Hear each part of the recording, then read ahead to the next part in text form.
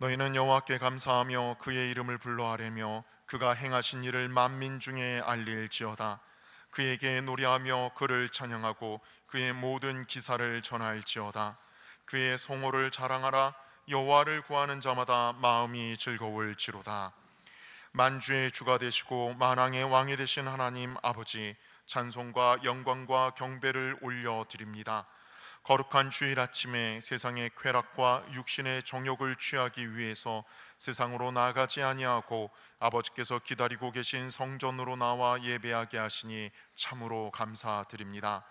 이 소중하고 아름다운 예배를 통하여 삼위일체 거룩하신 하나님의 임재를 경험하게 하시고 오직 하나님께만 영광을 돌리는 시간이 되게 하여 주옵소서. 하나님께서는 자녀들이 당하고 있는 처지와 형편을 잘 알고 계시오니 이 믿음 안에서 우리 모두 세상의 걱정과 근심을 내려놓게 하시고 오직 하나님만을 신뢰하며 평안함 중에서 예배하게 하옵소서. 예수 그리스도의 이름으로 기원하옵나이다. 아멘.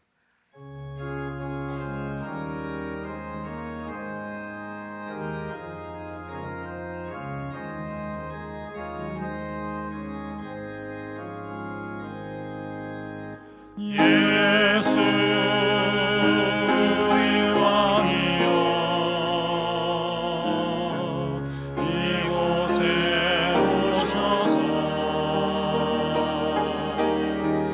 우리가 왕께 드리니 영광을 받아 주소서.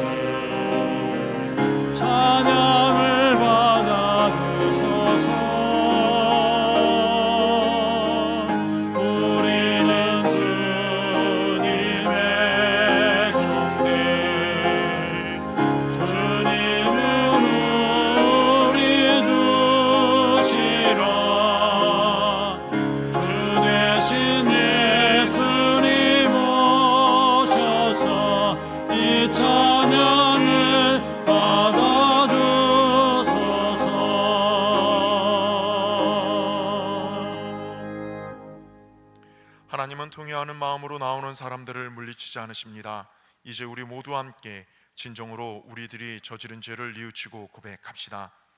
온 세상을 감찰하시는 하나님 아버지, 하나님께서는 저희에게 무엇에든지 참되며 무엇에든지 경건하며 무엇이든지 옳으며 무엇에든지 정결하며 무엇에든지 사랑받을 만하며 무엇에든지 칭찬받을 만한 살라고 요구하셨습니다.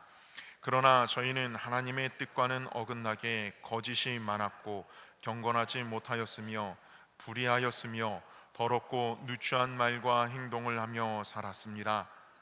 믿음의 공동체 안에서는 예배하며 말씀을 들으며 기도하는 모습을 자랑했으나 혼자 남게 되는 시간과 환경에서는 경건한 삶을 포기했습니다. 진리의 말씀대로 살지 못했던 지난날의 모든 죄를 숨김없이 고백하오니 용서해 주옵소서. 예수님의 이름으로 이 고백의 기도를 드립니다. 아멘. 여호와께서 말씀하시되 오라 우리가 서로 변론하자. 너희의 죄가 주홍 같을지라도 눈과 같이 희어질 것이요 진홍같이 붉을지라도 양털같이 희게 되리라. 아멘. 우리는 만물의 창조자시요 섭리자시며 온 인류의 아버지시요 모든 선과 미와 애와 진의 근원이 되시는 오직 하나이신 하나님을 믿으며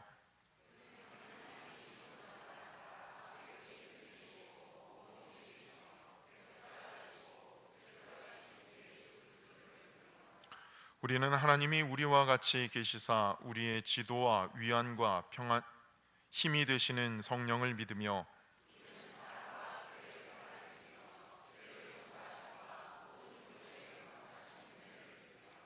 우리는 구약과 신약에 있는 하나님의 말씀이 신앙과 실행의 충분한 표준이 됨을 믿으며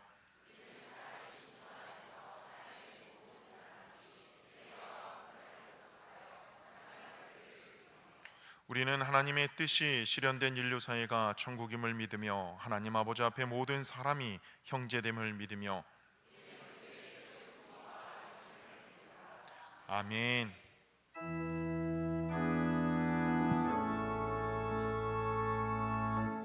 성부 성자와 성령 찬송과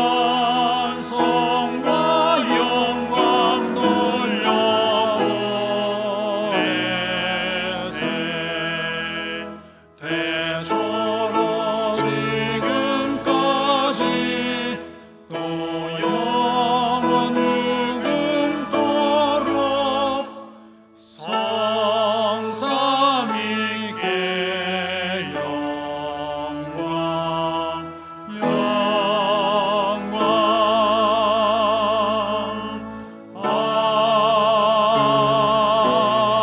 아멘.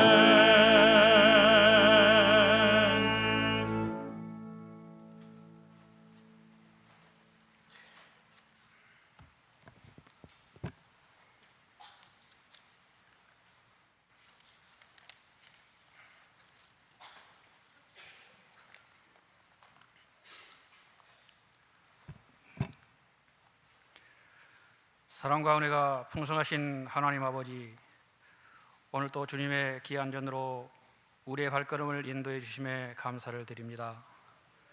우리 모두 마음을 모아 신령과 진정으로 그리고 간절함을 담아 예배 드리오니 흡양해 주시옵고 모든 영광 하나님 홀로 받아 주시옵소서. 교회 여름 성경학교가 계속해서 진행 중에 있습니다.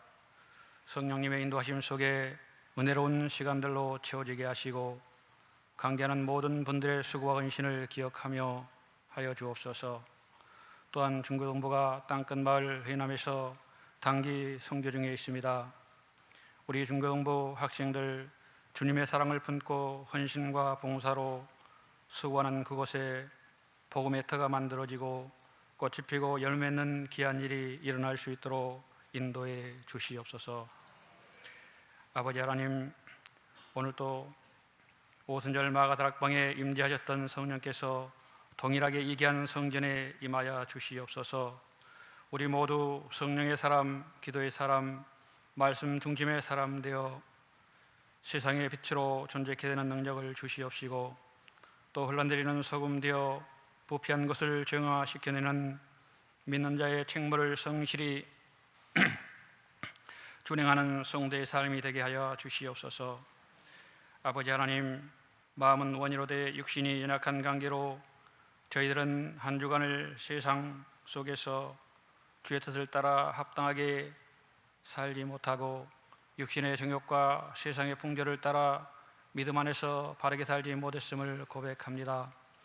믿음 가지고 주의 말씀을 따라 살겠노라 다짐을 했으면서도 불신의 생각과 절대되지 못한 언행으로 하나님의 영광을 가리웠으며 말하는 것이나 생각하는 것에 있어서 온전히 주님과 함께하지 못했음을 고백합니다. 부족하고 연약한 우리들을 주여 불쌍히 여겨 주시옵소서. 주께서 친히 우리를 위하여 죽으시고 사망 권세 깨뜨리시고 부활승천하신 예수 그리스도의 보혈을 이 시간도 의지하오니 십자가의 능력으로 다시금 거룩한 삶으로 회복시켜 주시옵소서. 아버지 하나님, 그이는 나라와 민족을 위하여 기도합니다. 새롭게 시작되어진 정부를 축복하여 주옵소서. 대통령과 국무위원들에게 이 땅을 치리할 수 있는 하늘의 지혜와 순전함을 더하여 주시고 하나님을 경외하는 마음으로 나라를 이끌어 가게 하시옵소서. 작금에 분열된 민심이 하나 되지 못함에 화합할 수 있는 능력을 주옵시며 분쟁과 상처가 치유되게 하시며 정의와 공의가 생수처럼 동하게 하시옵소서. 아버지 하나님, 하나님의 뜻과 섭리가 있어서 세우신 우리 노년교회를 위하여 기도합니다. 성령께서 뜨겁게 역사하는 교회 되게 하시옵고 주님의 명령에 순종함으로 선한 영향력을 나타내는 교회 되어지게 하시옵소서. 우리 노년교회가 예수님께서 선포하신 것처럼 천국 열쇠를 진 교회로서 하나님 나라를 이루어가는 교회 되어 하나님 나라의 지경을 넓혀가는 거룩한 나무, 신학에 심겨진 나무 되게 하여 주시고, 노년교회라는 이름의 이 나무가 예수 그리스도의 복음에 깊이 뿌리 내리게 하여 주시옵소서. 이 성전에서 자유케 하는 진리의 말씀이 매주 선포될 때마다 그 복음의 양분으로 인하여서 우리들의 신앙의 성숙이 이루어지고 교회가 더욱 성장해 갈 수 있도록 주님 인도해 주시옵소서. 아브라함을 부르면서 근면족을 이루고 너로 말미암아 모든 열방이 복을 얻을 것이라 하신 말씀처럼 우리 노년교회가 큰 공동체를 이루어서 우리 노년교회를 그로 말미암아 주변 사람들이 복을 얻으며 지역사회를 믿음으로 변화시키는 능력을 주시옵소서. 노년교회 다음 세대들을 주님 축복하여 주옵소서. 우리들의 자녀들이 세상의 기준이 아닌 하나님의 형상대로 지음받는 존귀한 존재임을 깨닫게 하시고, 우리 교회의 다음 세대인 자녀들이 어린 시절부터 예수님을 인격적으로 만나게 하시고 말씀과 기도 속에서 주님을 깊이 알아가게 하시옵소서. 나는 하나님의 자녀라는 신앙적 정체성에 서게 하시고 학업과 진로, 인간관계 등 삶의 모든 영역 속에서 하나님의 뜻을 묻고 따르는 신실한 믿음으로 성장하게 하시옵소서. 이 시간도 몸과 마음이 아파 주님의 은혜를 간구하는 교우들을 위해 기도합니다. 큰 질병으로 고생하시는 한우들이 있습니다. 주님의 도심 없이는 치유의 기적이 일어날 수 없음을 아오니 낫기를 위하여 간절히 기도하는 한우들과 함께해 주시고 기도를 응답하여 주시옵소서. 경제적인 어려움 속에서 고통받고 있는 교우들이 있습니다. 주어진 삶의 자리에서 그들이 용기를 잃지 않게 하시고 주님 붙들어 주시옵소서. 돈 없는 자들을 보내주시고 지혜를 허락해 주시사 이 길을 잘 극복할 수 있도록 도와주시옵소서. 우리의 모든 삶과 모든 것이 주님 안에 손안에 있음을 믿음으로 고백하오니 주 안에서 소망을 잃지 않도록 인도해 주시옵소서. 오늘 드려지는 예배가 신령과 진정으로 드려지는 예배 되기를 원합니다. 말씀을 선포하시는 담임 목사님께 성령의 기름 부음을 7배나 하시사 하늘의 지혜와 영적 분별력으로 하나님의 뜻을 온전히 드러나게 하옵소서. 듣는 우리 모두에게 그 말씀을 마음에 새기며 아멘으로 화답하게 하시고 우리의 삶의 모습으로 응답되어지게 하시옵소서. 캄보디아 선교를 위해 쓰시는 유철이 안현주 성사님 위에 함께하사 캄보디아의 복음화가 이루어질 수 있도록 역사해 주옵소서. 별빛 사랑 교회와 기쁜 우리 교회 그리고 나무 십자가 교회도 뜨거운 성령의 역사하심 속에 부흥을 볼 수 있도록 인도해 주시옵소서. 오늘도 시온 찬양대와 예배를 섬기는 모든 손길에 은혜를 더하여 주시고 모든 예배 순서가 오직 하나님만 영화롭게 하는 예배가 될 것을 믿으며 존귀하신 예수 그리스도의 이름으로 기도합니다. 아멘. 하늘에 계신 우리 아버지여, 이름이 거룩히 여김을 받으시오며 나라가 임하시오며 뜻이 하늘에서 이루어진 것 같이 땅에서도 이루어지이다. 오늘 우리에게 일용할 양식을 주시옵고 우리가 우리에게 죄진자를 사하여 준 것 같이 우리 죄를 사하여 주시옵고 우리를 시험에 들게 하지 마시옵고 다만 악에서 구하시옵소서. 나라와 근세와 영광이 아버지께 영원히 있사옵나이다. 아멘.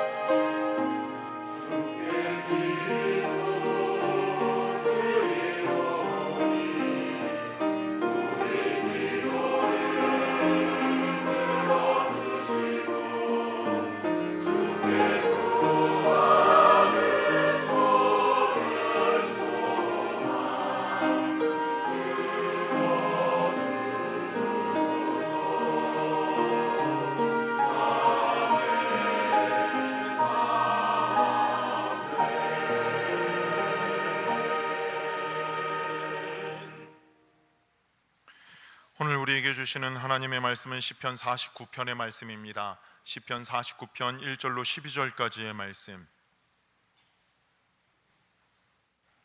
구약성경 837쪽입니다.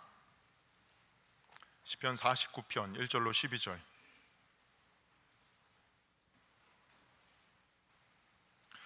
뭇 백성들아 이를 들으라. 세상의 거민들아 모두 귀를 기울이라. 귀천 빈부를 막론하고 다 들을지어다. 내 입은 지혜를 말하겠고 내 마음은 명철을 작은 소리로 읊조리리로다. 내가 비유에 내 귀를 기울이고 수금으로 나의 오묘한 말을 풀리로다. 죄악이 나를 따라다니며 나를 에워싸는 환난에 나를 내가 어찌 두려워하랴. 자기의 재물을 의지하고 부유함을 자랑하는 자는 아무도 자기의 형제를 구원하지 못하며 그를 위한 속전을 하나님께 바치지도 못할 것은 그들의 생명을 속량하는 값이 너무나 엄청나서 영원히 마련하지 못할 것임이라. 그가 영원히 살아서 죽음을 보지 않을 것인가. 그러나 그는 지혜 있는 자도 죽고 어리석고 무지한 자도 함께 망하며 그들의 재물은 남에게 남겨두고 떠나는 것을 보게 되리로다. 그러나 그들의 속 생각에 그들의 집은 영원히 있고 그들의 거처는 대대에 이르리라 하여 그들의 토지를 자기의 이름으로 부르도다. 사람은 존귀하나 장구하지 못하며 멸망하는 짐승 같도다. 아멘.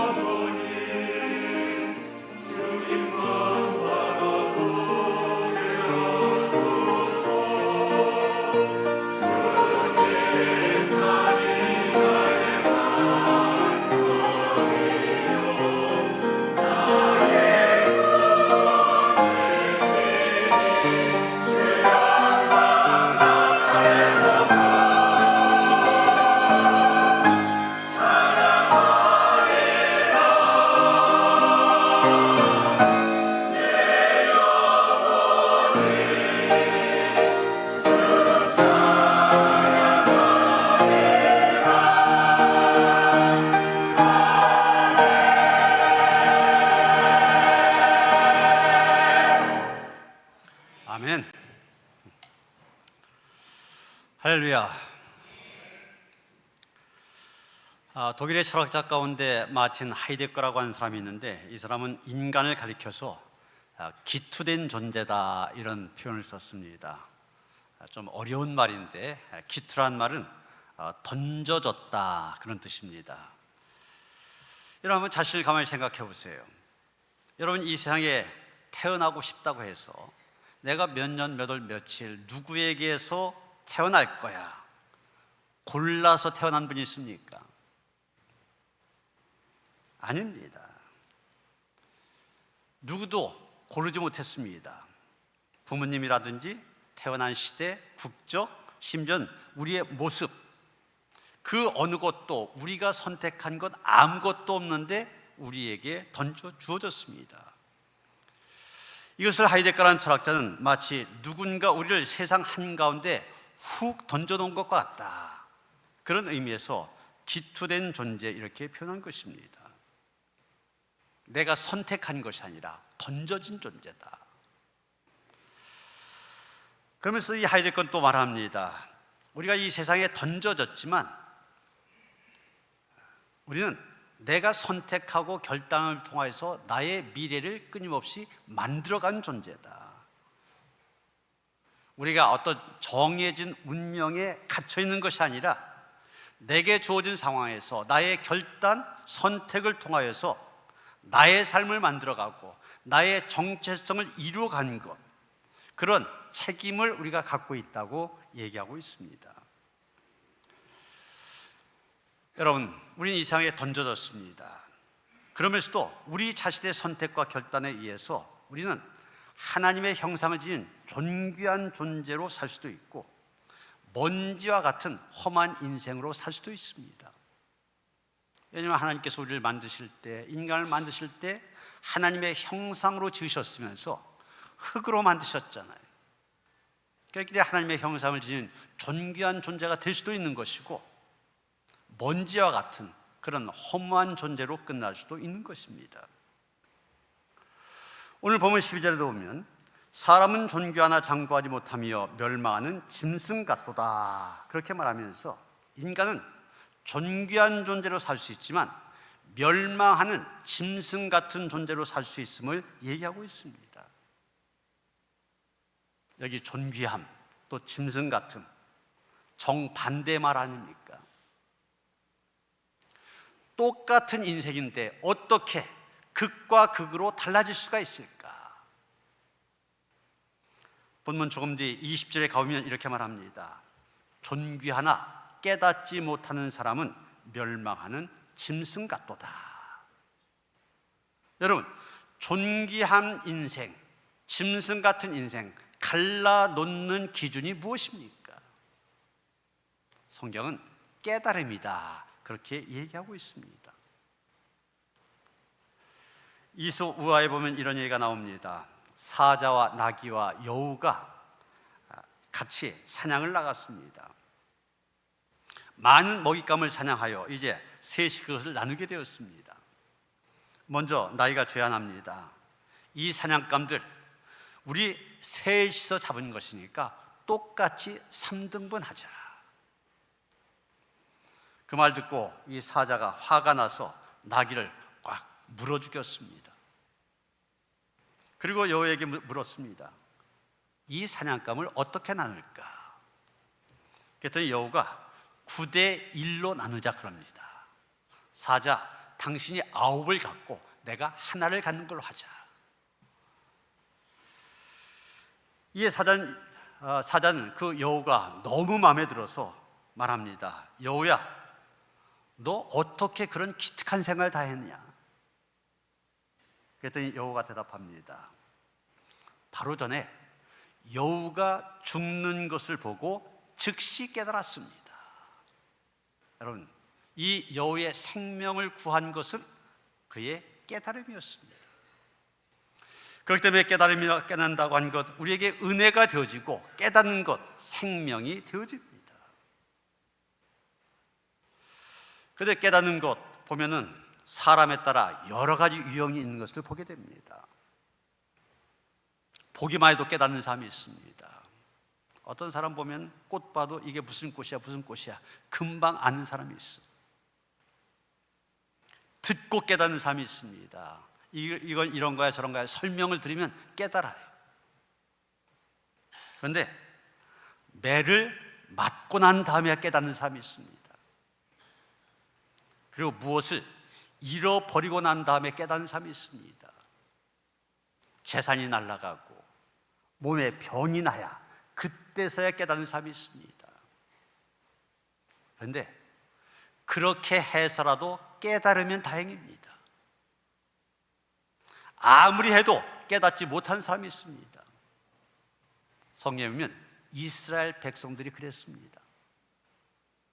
이사야 1장 2절부터 6절까지 말씀 보면 이사야 선지자 이스라엘 백성들이 깨닫지 못하고 있는 모습 너무나 안타깝습니다. 그래서 이렇게 말하고 있습니다.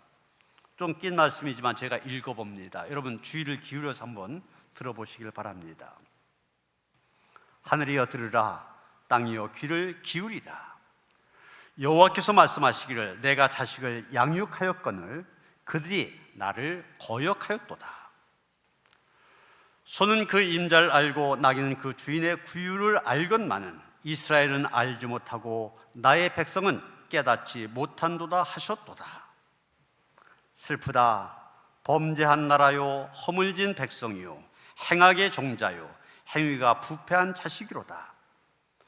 그들이 여호와를 버리며 이스라엘의 거룩하신 이를 만홀히 여겨 멀리하고 물러갔도다. 너희가 어찌하여 매를 더 맞으려고 패역을 거듭하느냐. 온 머리는 병들었고 온 마음은 피곤하였으며 발바닥에서 머리까지 성한 곳이 없이 상한 것과 터진 것과 새로 맞은 흔적뿐이거늘 그것을 짜며 싸매며 기름으로 부드럽게 함을 받지 못하였도다. 무엇을 얘기한 것입니까? 하나님 앞에서 매를 맞으면서도 깨닫지 못한 백성들, 멸망의 길을 향해 걸어가고 있으면서도 깨닫지 못한 백성들, 그 백성들을 바라보면서 안타까운 마음으로 책망하고 있는 겁니다. 호세아 선지자 역시 깨닫지 못한 백성은 망하리라 그러면서 계속해서 이스라엘아 깨달아라 깨달아라 호세아서 전체를 통해서 계속 얘기하는 것을 보게 됩니다. 그런데 선지자들 그렇게 외쳤건만 이스라엘 백성들 끝까지 깨닫지 못하고 멸망하고 말았습니다. 마태복음 24장 39절이면 노아 홍수 때에 노아의 8식구 외의 모든 세상 사람들 홍수가 나서 그들 다 멸망당하기까지 깨닫지 못했다고 하였습니다. 끝까지 깨닫지 못하여 멸망을 당한 것입니다. 그러기에 깨닫는다고 하는 것 얼마나 큰 축복인지 모릅니다. 하나님께서 깨닫게 하지 않으시면 아무도 깨달을 수 없는 것입니다. 여러분 신약의 대표적인 사람 그러면 사도 바울을 얘기할 수 있을 텐데 사도 바울이 된 것은 그가 깨달은 사람이었기 때문입니다. 원래 어떤 사람이었습니까? 그 당시 최고의 학자 가말리엘 문화생으로 바리새인 중에 바리새인, 철저히 율법을 지키는 사람, 그러면서도 장차 오실 메시아를 기다리는 신실한 청년이었습니다. 그러나 그런 그가 고대하던 메시아가 막상 이 땅에 오셨지만 그는 가나안 목수의 아들로 이 세상에 오신 예수, 그 예수가 메시아라는 사실을 깨닫지를 못했습니다. 그러다 보니 예수 믿는 사람들 이단시하고 그들 박해하는 일에 앞장서게 됩니다. 그는 초대교회 스데반 집사가 돌에 맞아 순교한 그 자리에도 함께 있었습니다. 뿐만 아니라 다메섹에 예수 믿는 사람들이 많이 모여 산다는 얘기를 듣고 다메섹을 향하여 가게 됩니다. 거기 가서 예수 믿는 사람들 잡아 감옥에 넣기 위하여 살기 등등한 모습으로 가던 도중 그는 부활하신 예수님을 만나게 됩니다. 사울아 사울아 네가 어찌하여 나를 박해하느냐? 주여 누구시니까? 나는 네가 박해하는 예수다.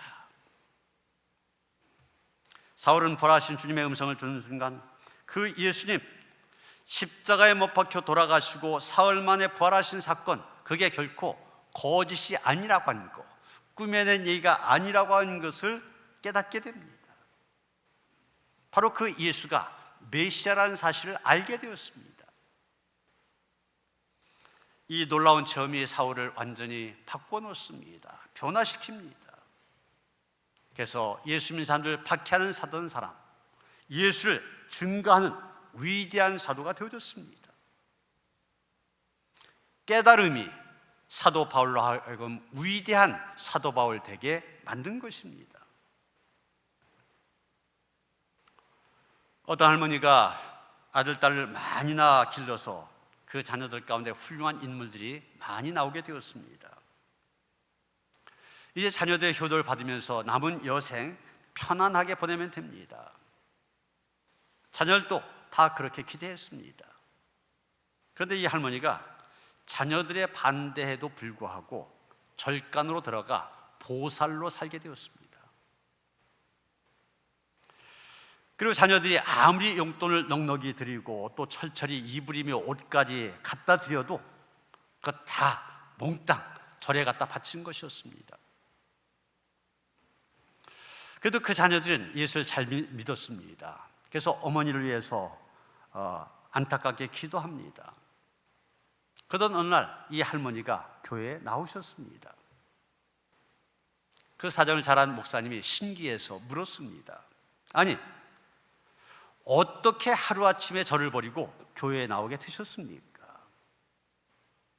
그래서 이 할머니 말하기를 어느 날 갑자기 깨달음이 오더란 얘기예요. 어떤 깨달음이냐? 내가 왜 여기 와 있지? 내가 있을 곳은 여기가 아닌데, 이런 깨달음이 오더라는 거예요. 그 길로 절에서 나와 교회에 나오게 되었습니다. 그리고 교회 열심히 다니며 편하게 사시다가 천국으로 가셨습니다. 깨달음이 오는 순간 딴 사람이 되어진 것입니다. 오늘 우리가 읽은 말씀 가운데 보면 우리에게 꼭 있어야 되는 두 가지 깨달음에 대해서 얘기하고 있습니다. 이것을 깨닫느냐 깨닫지 못하느냐, 이거에 따라서 존귀한 인생을 살 수도 있는 것이고 짐승 같은 그런 인생을 살 수도 있다는 것입니다. 무엇을 깨달아야 됩니까? 한 가지는 재물을 의지하고 살아가는 것이 얼마나 어리석은지를 깨달아야 된다는 것입니다. 6절부터 8절까지의 말씀 봅니다.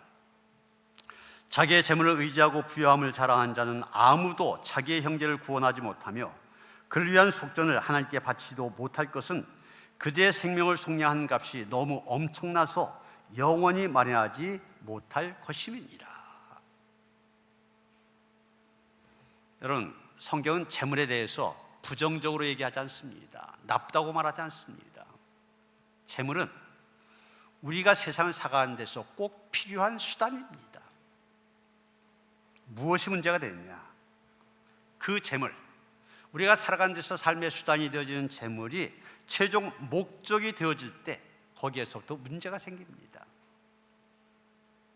오늘 시편 기자가 뭘 얘기하고 있습니까? 너희들이 아무리 많은 재물을 갖고 있다 할지라도 그 재물이 너희들의 인생을 구원하지 못한다. 너희들의 생명을 연장시켜주지 못한다는 것입니다. 여기는 속전이란 말이 나오고 속량하는 값이란 말이 나오지 않습니까?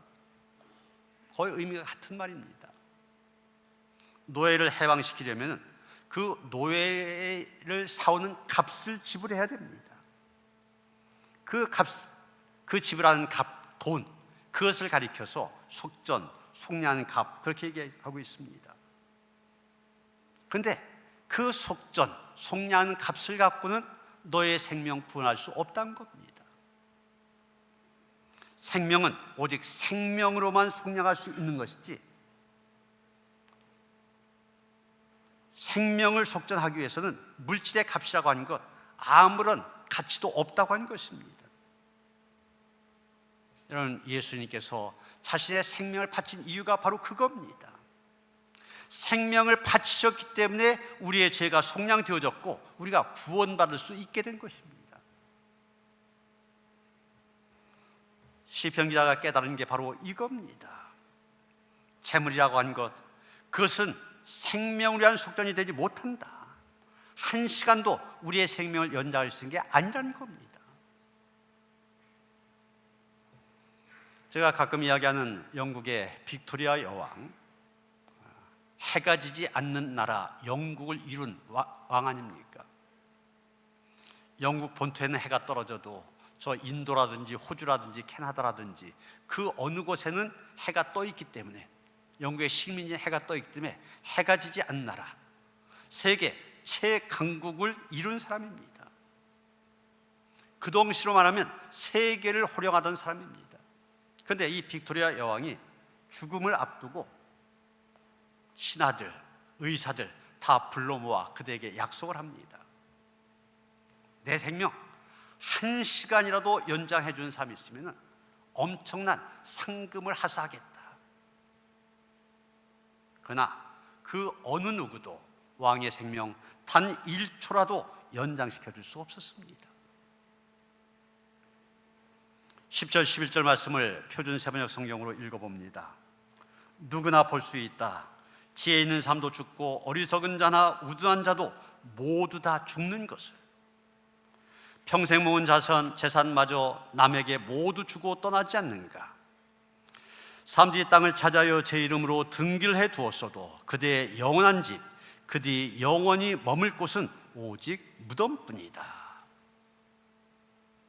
이 땅에서 영원히 살아갈 것처럼 생각하고 자기 땅이라고 해서 자기 명의로 등기해 두었지만 그 모든 재물 다른 사람에게 넘겨주고 떠날 수밖에 없는 게 우리의 인생이라는 얘기입니다.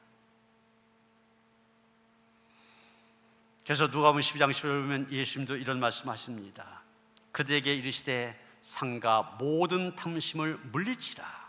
사람의 생명이 그 소유에 넉넉한 데 있지 아니하니라. 예수님은 그래서 탐심을 물리치라고 말씀하십니다. 지나친 욕심 가져서는 안 된다고 하는 것입니다. 그런데 우리가 살아면서 이 탐심을 물리친다고 하는 것 얼마나 어려운지 다 경험하고 있지 않습니까? 오히려 나이를 더해간다고 하는 것은 이익심만 더 쌓는 것이다, 이렇게 말하는 사람도 있습니다. 나이가 들어갈수록 자꾸 욕심만 많아진다는 얘기죠. 지금 우리 중고등학 학생들이 땅끝마을 해남에 가서 선교를 하고 있습니다. 주로 이제 그 지역에 있는 6개 교회에서 경로단체를 열어서 지역 주민들 초청하여 그들에게 이제 여러 가지 즐거운 시간도 갖고 식사도 대접하고 그럽니다. 그런데 아이들이 얼마나 춤도 잘 추고 노래도 잘하는지 굉장히 오신 분들이 즐거워해요. 또 아이들이 오신 어르신들 한 분 한 분 붙잡고 말동무가 돼서 얘기도 하고 굉장히 즐거워합니다. 그런데 한 교회 갔더니 목사님이 그러세요. 걱정하며 얘기합니다. 그 어르신들이 많이 오지 못할 것 같다는 거예요. 왜 그러냐 그랬더니 이장님에게 얘기해서 좀 오도록 했는데 이장님과 부녀회장 사이에 갈등이 생기면서 이장님이 적극적으로 나서지 않는다는 거예요. 시골 마을이니까 그저 스피커로 한번 방송하면은 올 수 있는데 그것도 안 해주고 그저 자기 가까운 할아버지들 몇 분한테만 전화해갖고 오라고 한다는 거예요. 또 대개 다른 교회 가보면은 할머니들이 많이 오셨는데 할아버지들만 오시는 거예요. 그러면서 한 얘기가 그 이장님이 그렇게 욕심이 많대요. 동네에서 자기가 모든 걸 다 하려고 그런대. 이장도 하고 노예대장도 자기가 하려고 그러고 새마을 지도자도 자기가 하려고 그러고 심지어는 부녀에 하는 일에까지 자기가 관여하려고 그런대. 그러다 보니까 그런 문제가 생긴다는 것이죠. 나이가 들어가면서 자꾸 욕심이 생긴 겁니다. 명예욕도 생기고 물질에 대한 욕심도 생기고 권력에 대한 욕심도 생기고, 그러다 보면 추한 인생이 되어져 가는 거예요.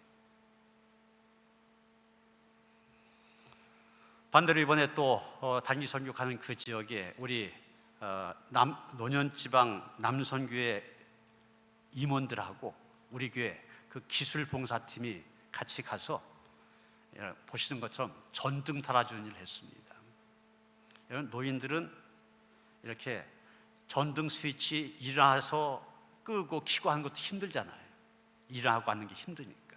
그래서 리모컨이 달리고, 그리고 이제 LED 전등을 갈아줘서 리모컨만 하면은 이제 끄고 켜고 할 수 있도록, 그런 것을 이런 보시는 것처럼 주로 이제 어르신들 가정에 방문해서 저렇게 달아주고 있습니다. 13분이 오셨는데 이렇게 가만히 보니까 되게 사업하신 분들이에요. 여러분, 사업하는 사람들에게서는 시간이 돈이잖아요. 그런데 목요일날 새벽 2시에 여기에서 출발해서 어제 오후까지 일하다가 저녁 늦게서야 다시 돌아왔습니다. 주일 지키기 위해서.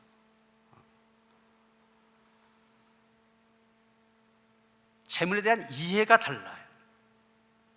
나에게 주어진 재물, 또는 내가 갖고 있는 시간, 내가 갖고 있는 달란트, 이건 하나님께서 내게 주신 것이고 나는 이것을 관리하는 청직이다.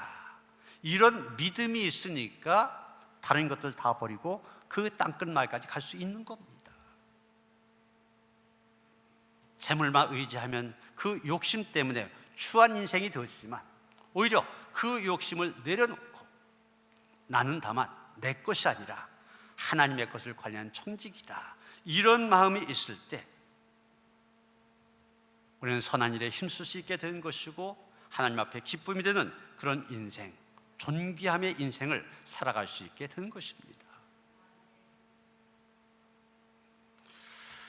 또 한 가지 깨달아야 될 것이 있습니다. 그것은 무엇이냐? 죽음을 준비하는 삶이 되어야 된다는 것입니다. 12절 봅니다.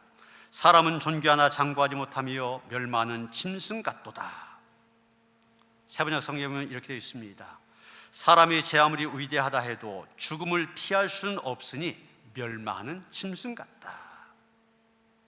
한마디로 무엇을 얘기합니까? 죽음은 누구도 피할 수 없는 거란 얘기예요. 지금 이 지구상에 살고 있는 인구가 82억 3천만 명이 조금 넘습니다. 그런데 2023년 기준으로 보면 한 해 동안 6,100만 명이 사망했다고 그래요. 하루에 17만 명 가까운 사람들이 죽어가고 있습니다. 그런데 우리는 이런 소식을 들으면서도 남의 얘기로 듣고 있습니다. 나하고는 상관이 없는 것을 생각하고 있습니다.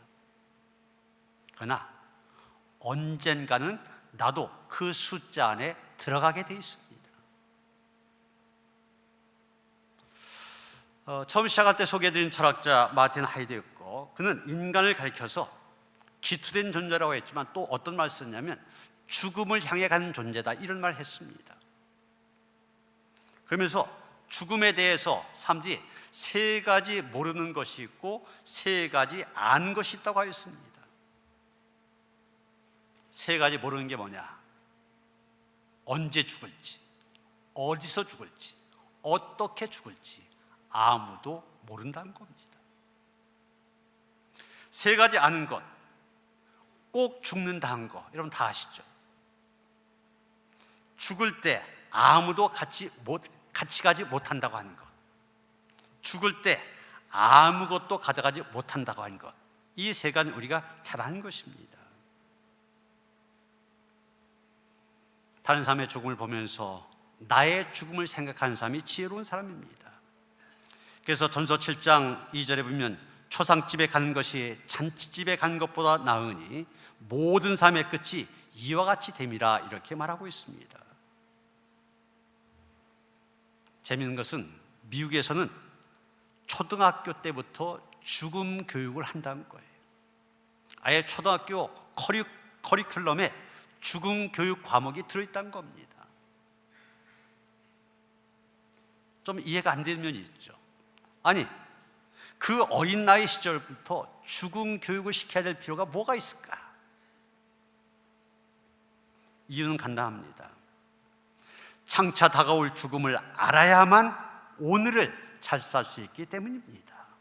역설적으로 말해서 죽음을 통하여서 삶을 보다 더 잘 배울 수 있기 때문입니다. 모세의 기도라는 제목이 붙어있는 시편 90편 12절이면 이런 말이 나옵니다. 우리에게 우리 날 계수함을 가르치사 지혜로운 마음을 얻게 하소서. 아모스 선자는 이스라엘아 내 하나님 만나기를 준비하라 그렇게 말하고 있습니다. 이화대학의 최화숙 교수가 쓴 아름다운 죽음을 위한 안내서 이런 책이 있습니다. 이분이 호스피스에서 많이 자기가 경험한 것을 쓴 그런 얘기인데, 이렇게 이 책에 보면 모든 사람들이 죽음에 대해서 전혀 생각하지 않으면서 살고 있다가 갑자기 의사로부터 사형 선고를 받고 나면은 당황하며 허둥된 모습을 보게 된다는 겁니다. 어떤 사람은 돈도 있고 자식도 있는 사람인데 죽은 다음에 꽃 한 송이 가져온 사람이 없고 울어주는 사람 하나 없이 고독하게 죽어가는 사람도 있더란 겁니다. 심지어 어떤 사람은 남의 눈에 피눈물 나게 하며 부정직하게 살았기 때문에 그런 죽음 앞에서 악하게 굴더니 드디어 죽고 말았구나 이런 소리나 듣더란 거예요. 그러면서 정직하게 살아야 된다, 불쌍한 사람에게 사랑과 자비를 베풀며 이웃과 나누며 살아야 된다, 이런 삶에 대해서 간곡하게 부탁하고 있습니다. 성경은 너는 내일 일을 자랑하지 말라, 하루 동안에 무슨 일이 일어나는지 내가 알 수 없음이니라 말하고 있습니다.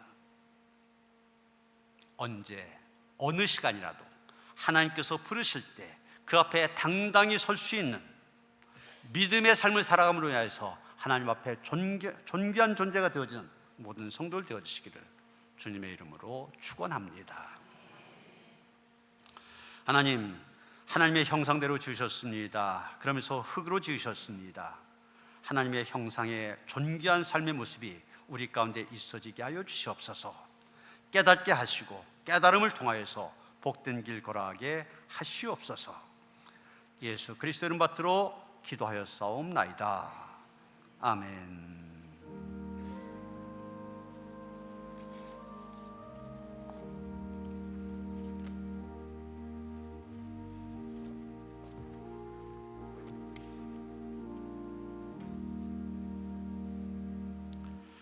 찬송가 198장 1절 2절 부르시겠습니다.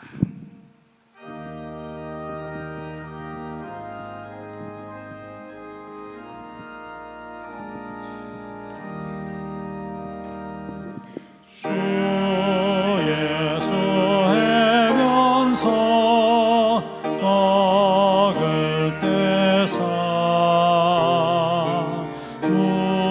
우리를 먹이어 주심같이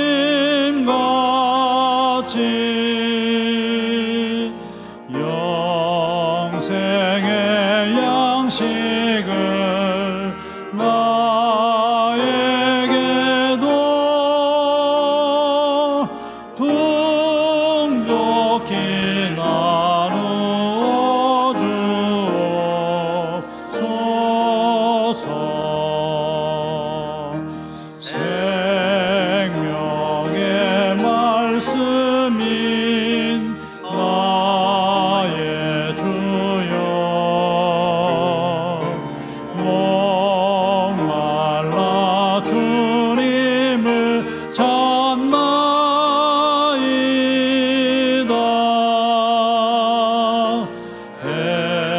해변서 무리를 먹임같이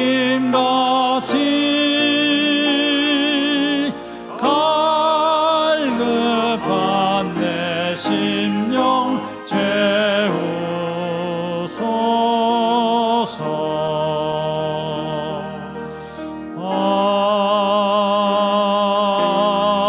아멘.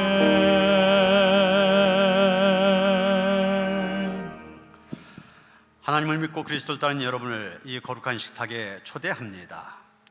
주님께서 여러분과 함께 하시길 빕니다. 목사님과도 함께 하시기를 바랍니다. 여러분의 마음을 드높이십시오. 주님을 향해 우리의 마음을 높이 듭니다. 주님께 감사합시다. 이는 주님의 백성이 마땅히 해야 할 바입니다.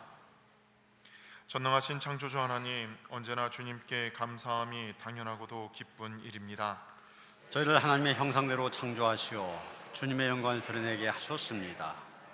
때로는 저희가 주님을 멀리 떠나도 주님은 언제나 저희를 사랑해 주셨습니다.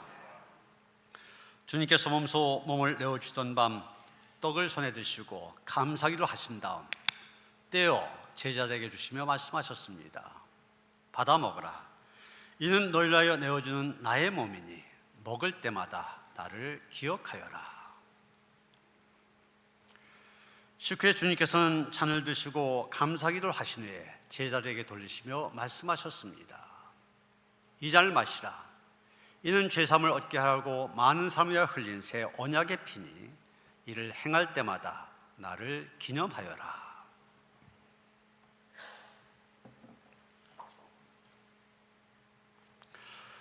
거룩하신 하나님, 일찍이 주님께서 세상에 보내셨던 성령을 지금 다시 보내주시사 차려놓은 떡과 포도주 위에 임하셔서 이 식탁을 성별하여 주옵소서.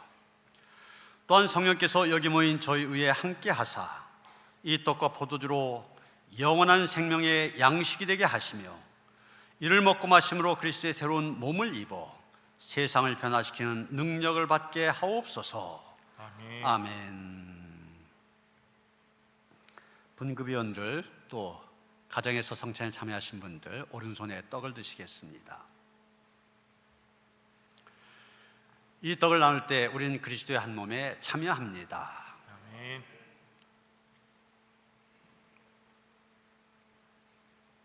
잔을 드시겠습니다. 이 잔을 나눌 때도 우리는 그리스도의 피에 동참합니다.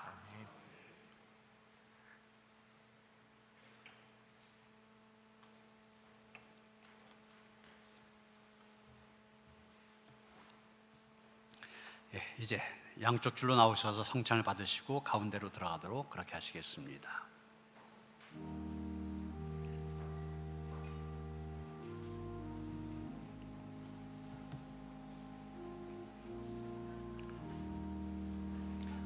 그 김영채 장님 한 칸 저쪽으로 더 가세요.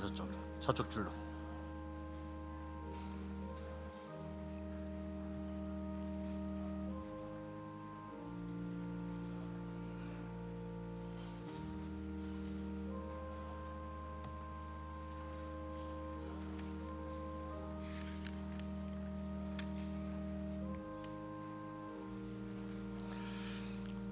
여러분을 주신 우리 주 예수 그리스도의 몸이 여러분을 영생에 이르도록 보호해 주십니다. 그리스도께서 여러분을 위하여 죽으셨음을 기억하면서 믿음과 감사로 이 떡을 받으시기 바랍니다.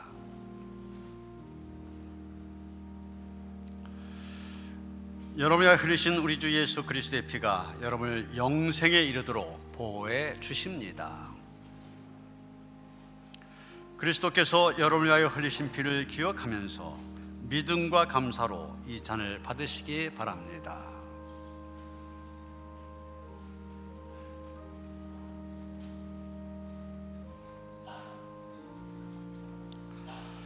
여러분을 위하여 주신 우리 주 예수 그리스도의 몸이 여러분을 영생에 이르도록 보호해 주십니다.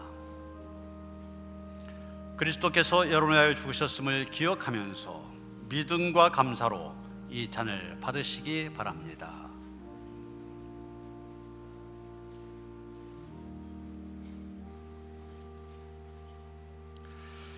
여러분이 흘리신 우리 주 예수 그리스도의 피가 여러분을 영생에 이르도록 보호해 주십니다.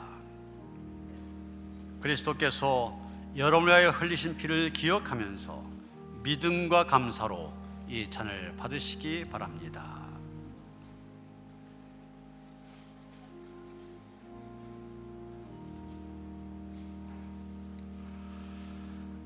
나는 하늘에서 내려온 살아있는 떡이니 사람이 이 떡을 먹으면 영생하리라.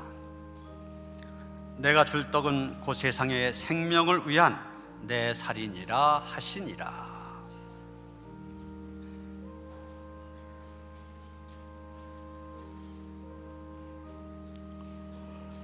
우리가 축복한 바 축복에다는 그리스도의 피에 참여함이 아니며 우리가 떼은 떡은 그리스도의 몸에 참여함이 아니냐.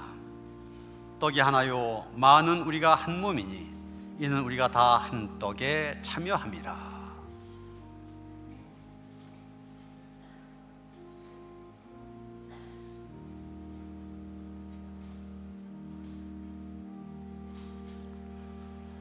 친히 나무에 달려 그 몸으로 우리 죄를 담당하셨으니 이는 우리로 죄에 대하여 죽고 의에 대하여 살게 하려 하심이라.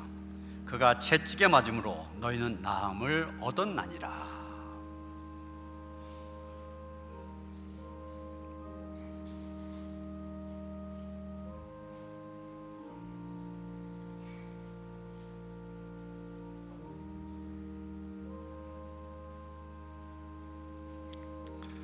사랑하는 자들아, 우리가 서로 사랑하자. 사랑은 하나님께 속한 것이니 사랑하는 자마다 하나님으로부터 나서 하나님을 알고 사랑하지 않은 자는 하나님을 알지 못하나니 이는 하나님은 사랑이심이라.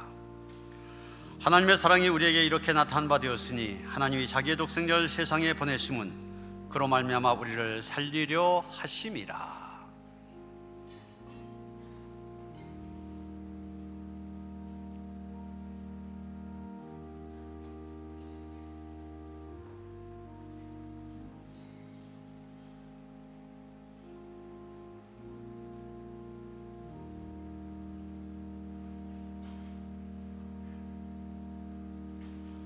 감사의 기도를 다 함께 드리시겠습니다.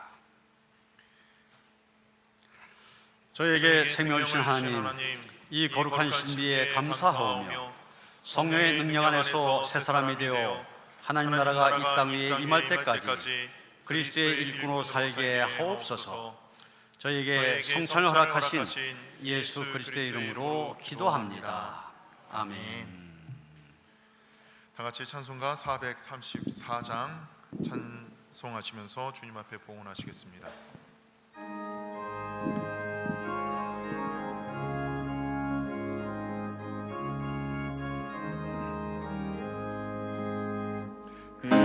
귀하신 친분에게 계시니 나 주 안에 늘 기쁘다.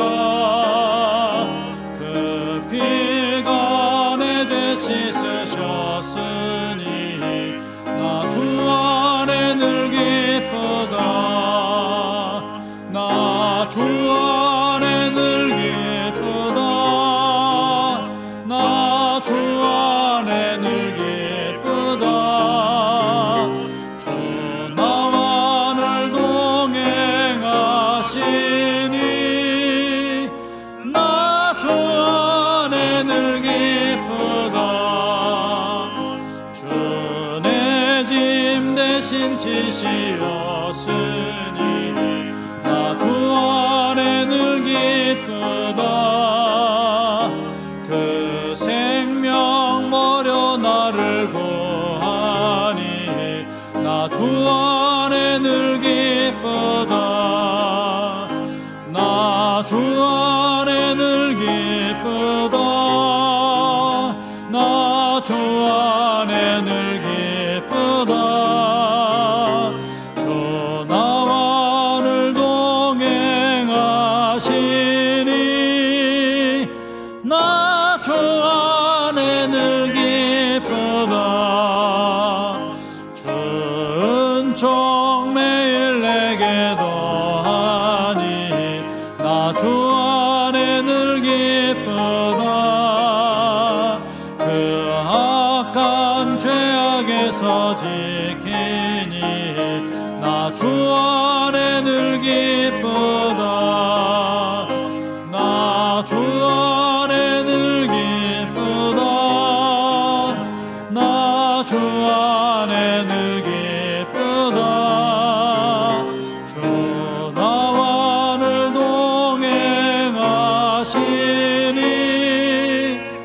나 주 안에 늘 기쁘다.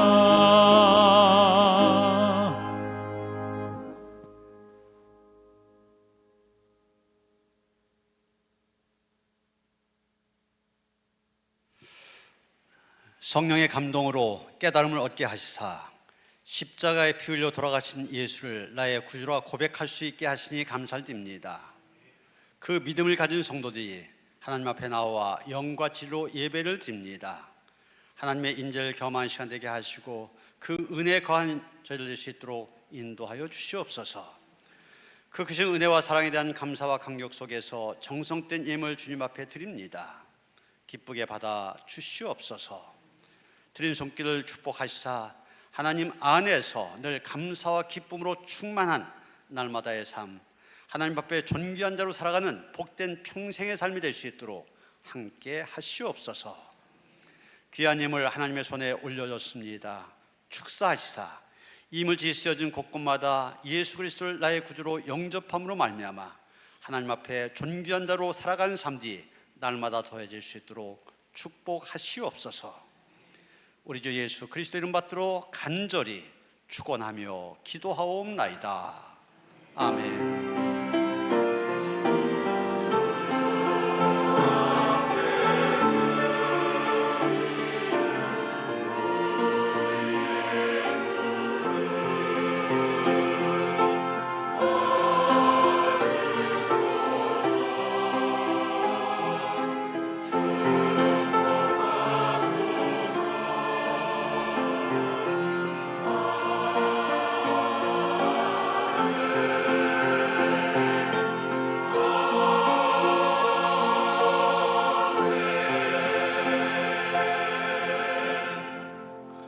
평안히 인사를 나누시겠습니다. 주님이 주신 평화가 함께 하시기 바랍니다. 서로 인사하시겠습니다. 새가족 소개합니다. 최영인 성도님이 이미아 씨 인도하셨습니다. 잠깐 일어서실까요? 예, 우리 환영한 노래 함께 부릅니다. 주의 사랑으로 환영합니다. 주의 사랑으로 환영합니다. 형제자매 안에서 주의 영광을 보내 주의 사랑으로 환영합니다. 네, 환영합니다. 환영합니다. 새가족실로 안내해 주시기 바랍니다. 올 오후 소그룹 예배 동호회별 예배입니다. 여러분 1층 로비에 보면 게시판에 동호회별로 시간, 장소 나와 있습니다. 원하신 데 함께 하셔서 이 동호회 활동을 통해서 귀한 성도의 교제 나눌 수 있게 되길 바랍니다. 이번 주 토요일과 주일 이틀 동안 우리 주차장이 워터파크가 되어집니다. 물놀이터 하게 되는데 이 기간에 우리 학생들이 이제 여름 성경학교도 하기 때문에 성경학교 학생들도 하게 되고 또 지역사회 어린이들을 전도하는 그런 차원에서 또 초청을 합니다. 이런 주변에 있는 아이들 교회 가자고 재밌다고 그러시면서 좀 많이 안내하셔서 전도의 기회로 삼아주시길 바랍니다. 그리고 그 워터파크를 설치하다 보니까 절반 정도 주차장을 사용하지 못합니다. 참고하시고 가능하면 좀 노약자들한테 양보하시고 멀리서 오신 분들은 좀 교회에서 떨어진 곳에 적당히 주차를 하시고 또 가까운 데 사시는 분들은 걸어오시고 그래서 좀 서로 좋은 협조가 이루어지도록 해주시기를 바랍니다. 이제 중부동부 단기 선교는 오늘 6개 교회로 흩어져서 예배를 드리고 저녁 집회까지 한 다음에 내일 이제 돌아오게 됩니다. 끝나갔지만 앞으로도 계속 유치부를 비롯한 성경학교 계속 수련회 준비되어 있습니다. 위에서 기도해 주시고 속회별로 후원한 일에도 협조해 주시길 바랍니다. 문진웅 정민환 성도님 영종도에 헤어샵 늘봄 개업을 했습니다. 축하를 드립니다. 이온가 장로님 장춘자 권사님 남편 되시고 이지영 권사 신소영 권사님 부친 되시는 이온가 장로님 하나님의 부르심을 받으셨습니다.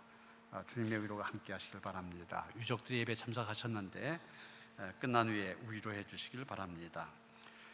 또 신수견 권사님 어머니 장례 모시고 예배 참석하셨습니다. 양승철 권사님 장모님 되시는데 또 위로해 주시길 바랍니다. 믿음 칠속의 김영선 집사님 부친 김지영 집사님 시아버님입니다. 소천하셨습니다. 인천의료원 장례식장 빈수가 마련되어 있는데 발인 예배만 우리 교회에서 주관을 하게 됩니다. 내일 아침 교회에서 8시에 출발합니다. 함께 하시기를 바랍니다. 다 일어나셔서 450장 찬송하시겠습니다.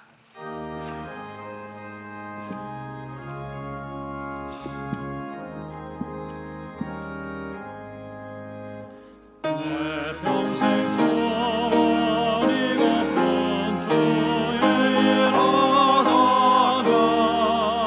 이 세상 이별하는 날 주 앞에 가리라. 끝같이 헛된 세상 일 취할 건 누구냐. 이 수고한 헛된 것뿐일세. 불같은 시험 많으나 겁내지 맙시다. 구주의 권능 크시니 이기고 남겠네. 금보다 귀한 믿음은 참몸에 되도다. 이 진리 믿는 사람들 다 복을 받겠네. 살같이 바른 마음을 주위에 얻기세. 온몸과 마음을 바치고 힘써서 일하세.